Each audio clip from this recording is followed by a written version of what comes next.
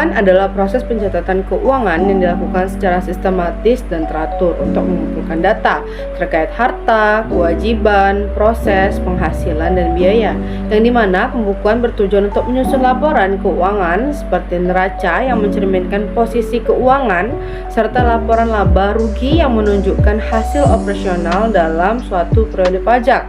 Selanjutnya kita masuk ke pencatatan. Pencatatan adalah metode administrasi keuangan yang lebih sederhana yang dimana berfokus pada pengumpulan data peredaran bruto atau penghasilan bruto sebagai dasar perhitungan pajak.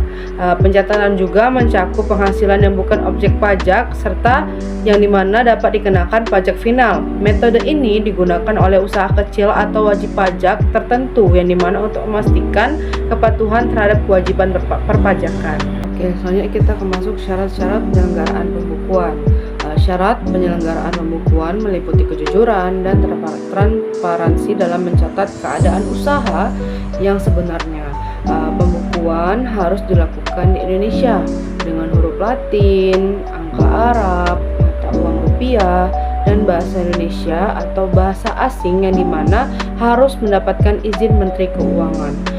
Prinsip taat azas mengharuskan perusahaan untuk menggunakan metode pembukuan yang konsisten setiap tahunnya, yang dimana agar tidak terjadi pergeseran laba atau rugi. Nah, ini juga mencakup konsistensi dalam pengakuan penghasilan, biaya, metode penilaian persediaan, serta metode penyusutan dan amortisasi. Stelsel akrual dan stelsel kas atau keakrual basis and cash basis. Stelsel akrual mengakui penghasilan dan biaya saat diperoleh atau terhutang itu terlepas dari pembayaran tunai, sedangkan stelsel kas yaitu mengakui penghasilan dan biaya hanya saat diterima atau dibayar secara tunai.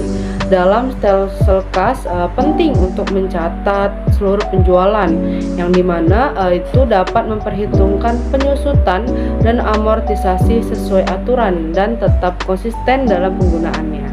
Syarat-syarat penyelenggaraan pencatatan. Penyelenggaraan pencatatan harus memenuhi syarat-syarat berikut. Yang pertama, dilakukan secara teratur dan akurat menggunakan huruf Latin, angka Arab, rupiah, dan bahasa Indonesia.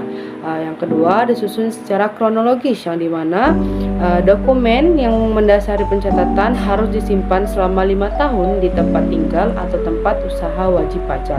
Selanjutnya yaitu pencatatan harus mencakup peredaran bruto dan penghasilan yang dikenakan pajak final atau bukan objek pajak.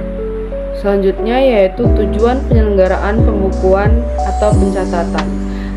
Pembukuan dan pencatatan diselenggarakan untuk mempermudah berbagai kewajiban perpajakan dan manajemen keuangan, yang termasuknya yaitu pengisian SPT yang dimana memudahkan wajib pajak dalam menyusun dan melaporkan surat pemberitahuan SPT sesuai ketentuan pajak. Yang kedua yaitu perhitungan penghasilan kena pajak yang dimana dapat menentukan jumlah pendapatan yang akan dikenakan pajak setelah dikurangi biaya-biaya yang dapat dibebankan.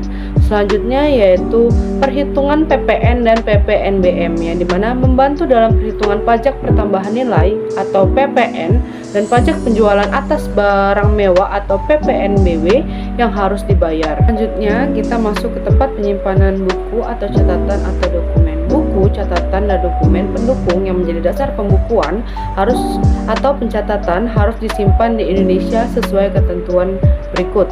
Untuk wajib pajak, orang pribadi itu disimpan di tempat kegiatan usaha atau tempat tinggal, sedangkan wajib pajak badan itu disimpan di tempat kedudukan badan usaha. Dokumen ini termasuk data elektronik atau aplikasi online yang dimana wajib disimpan selama 10 tahun untuk memastikan apakah transparansi dan kepatuhan terhadap ketentuan perpajakan. Oke, sekarang udah tahu kan tentang pembukuan dan pencatatan.